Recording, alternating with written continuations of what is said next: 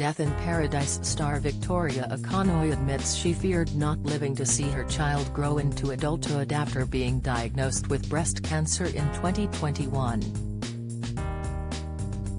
The actress was diagnosed with the illness, of which there are 20,000 new cases per year in the United Kingdom, after discovering a lump while breastfeeding baby son Theo.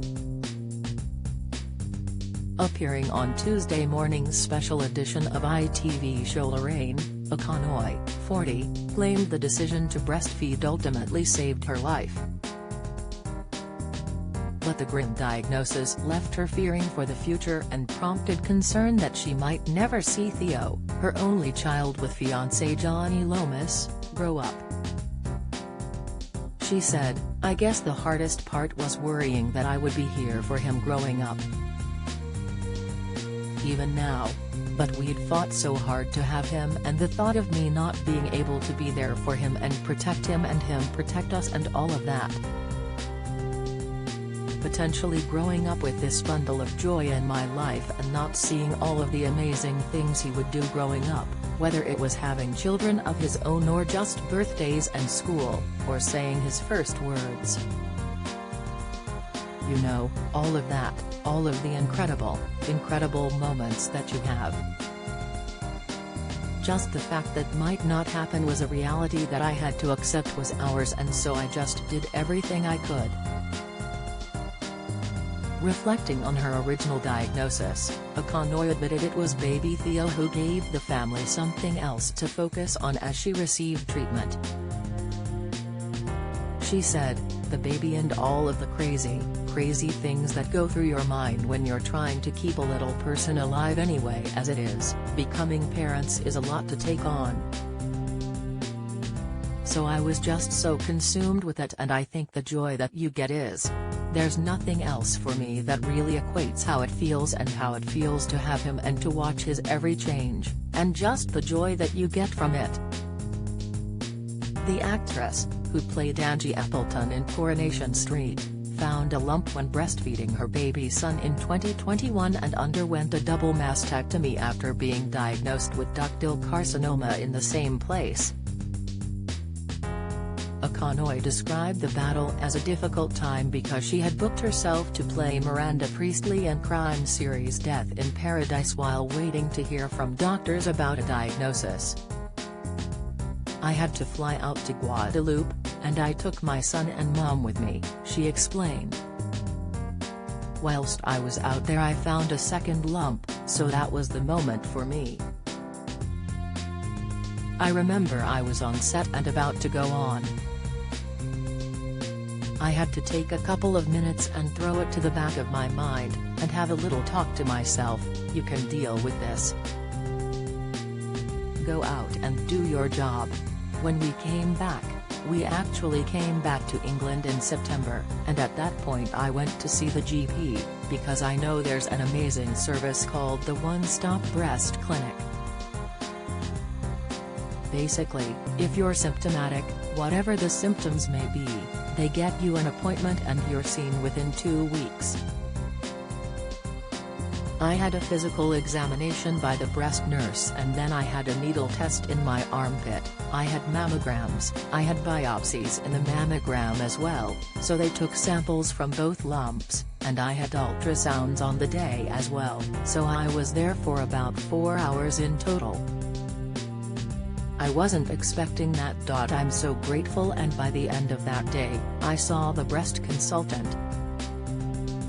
And she said, look, I want to be honest with you. It concerns me what we're seeing, but we obviously have to send everything off for samples, so can you come back next week? We will meet with the head consultant and bring somebody with you. And my family has heard that a lot before, and so I knew that it had to be something. She explained that it was at that point that she decided whatever she would get a double mastectomy regardless of what they found, because I wasn't risking it coming back in the other breast or coming back in the same breast, and already with the risk of it in the family. She said she had a family history of breast cancer, making her more cognizant that she may have a higher chance of getting it. "I'm the fifth person now in my family over 3 generations to have breast cancer. And before me, there was no sign of any gene mutation, the BRCA gene that you have. Since then I've had some testing. I'm now part of the family history clinic. I went to see the geneticist and he went through everything with me. And it turns out that I do have the mutation." She added, "There are so many different reasons as to why you can be prone to develop cancer, but I do have a mutation of the gene and that would have given me a higher chance of breast cancer coming. So now it's a matter of my whole family checking for that gene, including my partner, because if he has any other gene, for instance, that combination could be dangerous for Theo. I guess you finish the surgery and you feel like hopefully at that point that's all you need to worry about, but then you find after they've tested the tissue that actually it had started to become invasive and is getting around your body. So now you have to take the medication, and on top of that we have to get checks for the rest of the family, even down to our son. The frustration with my type of breast cancer is that it only makes up 1% of all breast cancers, so they had to send my tissue off to the States to be tested, and so there was a lot of waiting around. Ultimately, having had people in my family that had had breast cancer and cancer in general, and then also I guess, being a patron of Prevent Breast Cancer, made a massive difference as well, because I learned a lot about discussing the campaigns we're doing, because you know, the facts and all of the statistics come up and you learn a lot about it.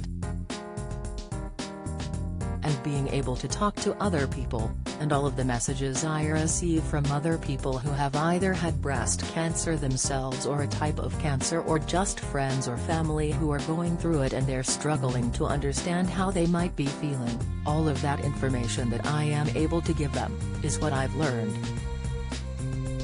So I guess, even before I had breast cancer myself, I was doing that in whatever way I could to help people. I guess just being super aware of it, made me go and get that third opinion. And I'm so glad that I did, because I don't know where we would be now. The actress spoke of her own struggles after joining this year's Change Plus Check campaign on ITV's Lorraine in support of Breast Cancer Awareness Month. Fronted by Lorraine Kelly, the campaign has saved more than 60 women's lives in the last 3 years, and Tuesday's show took the campaign to the skies courtesy of a special hot air balloon from Bristol.